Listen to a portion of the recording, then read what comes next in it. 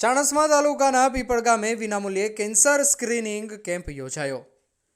આજરોજ તારીખ 17 જાન્યુઆરી 2026 શનિવારના રોજ સદભાવના ચેરિટેબલ ટ્રસ્ટ દ્વારા વિનામૂલ્યે કેન્સર સ્ક્રીનિંગ કેમ્પનું આયોજન ગુજરાત કેન્સર રિસર્ચ ઇન્સ્ટિટ્યૂટ અમદાવાદના સહયોગથી છગનભા સંસ્કાર કેન્દ્ર પીપળ તાલુકો ચાણસ્મા જિલ્લો પાટણ ખાતે કરવામાં આવ્યો હતો।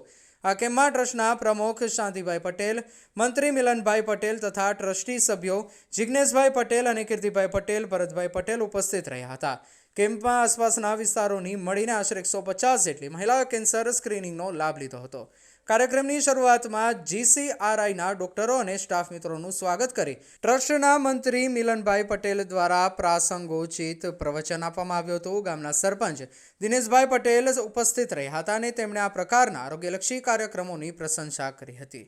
કેમ્પ દરમિયાન બ્રેસ્ટ કેન્સર તથા ગાયનેકોલોજીસ્ટ તપાસ માટે અલગ વોર્ડની વ્યવસ્થા કરવામાં આવી હતી। સાથે સાથે જીસીઆરઆઈની સંજીવની રથમાં મેમોગ્રાફી સહિતના આધુનિક સાધનો દ્વારા મહિલાઓની વિગતવાર તપાસ કરવામાં આવી હતી।